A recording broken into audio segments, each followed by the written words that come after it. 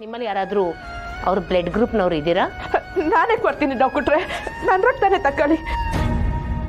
ಆದ್ರೆ ನಾನ ಮಾಡಿ ನಮ್ಮ ಪುಟ್ಟಕ್ಕನ್ ಮಾತ್ರ ಉಳಿಸ್ಕೊಟ್ಬಿಡಿ ಡಾಕ್ಟ್ರೆ. ಇರಿ ಬಂಗಾರಮ್ಮನವ್ರೆ, ಮೊದಲು ನಿಮ್ಮ ಬ್ಲಡ್ಡು ಅವ್ರ ಬ್ಲಡ್ ಗ್ರೂಪ್ಗೆ ಮ್ಯಾಚ್ ಆಗತ್ತಾ ನೋಡಬೇಕು. ಡಾಕ್ಟ್ರೆ, ನಂದು ಒಂದೇ ಗುಂಪು. ನೀವು ಅವ್ರ ಮಗಳಲ್ವಾ? ಹೌದು. ಸರಿ, ಹಾಗಾದರೆ ಒಂದು 5 ನಿಮಿಷ ವೆಯ್ಟ್ ಮಾಡಿ. ನೋಡಿ, ಇವ್ರ ಬ್ಲಡ್ನೇ ತಗೊಂಡು ಪುಟ್ಟಕ್ಕಂಗೆ ಹಾಕಬೇಕು. ಎಲ್ಲ ಅರೇಂಜ್ ಮಾಡ್ಕೊಂಡ್ಬಿಡಿ. ಡಾಕ್ಟ್ರೆ, ರಕ್ತ ಕೊಟ್ಮ್ಯಾಕೆ ನಮ್ಮ ಪುಟ್ಟಕ್ಕ ಬದುಕ್ತಾಳೆ ಅಲ್ವೇ? ನಾವೀಗಲೇ ಏನೂ ಹೇಳೋಕ್ಕಾಗಲ್ಲ ಬಂಗಾರಮ್ಮನವ್ರೆ, ದಯವಿಟ್ಟು ವೆಯ್ಟ್ ಮಾಡಿ. ಡಾಕ್ಟ್ರೆ, ನಿಮ್ಮ ಕಾಲಿಗೆ ಬೇಕಾದರೂ ಬೀಳ್ತೀವಿ, ದಯವಿಟ್ಟು ನಮ್ಮ ಪುಟ್ಟವಿನ ಉಳಿಸ್ಕೊಟ್ಬಿಡಿ ಡಾಕ್ಟ್ರೆ.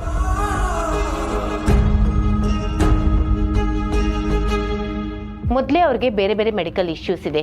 ಇವಾಗ ನಾವು ಕೊಡ್ತಾ ಇರೋ ಮೆಡಿಸನ್ಸು ಹೇಗೆ ವರ್ಕ್ ಆಗುತ್ತೆ ಅಂತ ನಾವು ನೋಡಬೇಕಾಗತ್ತೆ. ಪ್ಲೀಸ್ ವೆಯ್ಟ್ ಮಾಡಿ. ಯೋನ ಮಾಡಿ ನಮ್ಮ ಪುಟ್ಟಕ್ಕನ್ನ ಉಳಿಸ್ಕೊಟ್ಬಿಡಿ ಡಾಕ್ಟ್ರೆ. ನೋಡಿ, ನೀವು ಹಣದ ಬಗ್ಗೆ ಚಿಂತನೆ ಮಾಡಬೇಡಿ. ಅದ್ಯೋ ಥರ ಹಣ ಆಗಲಿ ನಾನು ಕೊಡ್ತೀನಿ.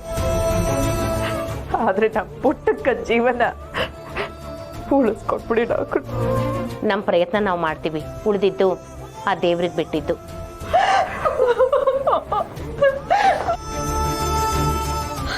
ಅಕ್ಕ, ಅವಂಗೇನು ಆಗಲ್ಲ ಅಂತ ಹೇಳಿದ್ದೆ ತಾನೇ ನೀನು? ಡಾಕ್ಟರ್ ನೋಡಿದ್ರೆ ದೇವ್ರ ಮೇಲೆ ಭಾರ ಹಾಕಿ ಅಂತ ಹೇಳ್ಬಿಟ್ಟು ಹೋಗ್ತಿದ್ದಾರೆ. ನಂಗೆ ಇವನು ಹೇಳ್ಬೇಕು ಅಂತ ನಂಗೆ ಗೊತ್ತಾಯ್ತಲ್ಲ ಕಣವೆ.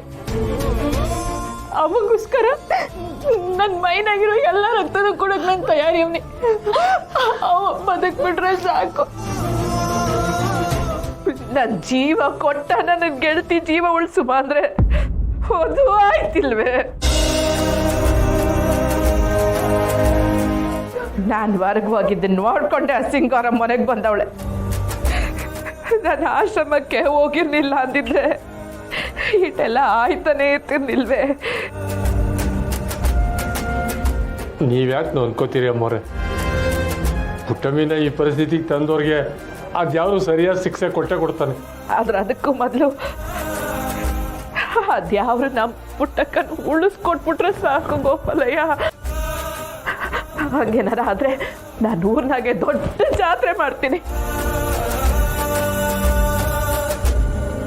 ಇದ್ರಾಗೆ ನಮ್ಮ ತಪ್ಪು ಐತೆ ಅಮ್ಮವ್ರೆ.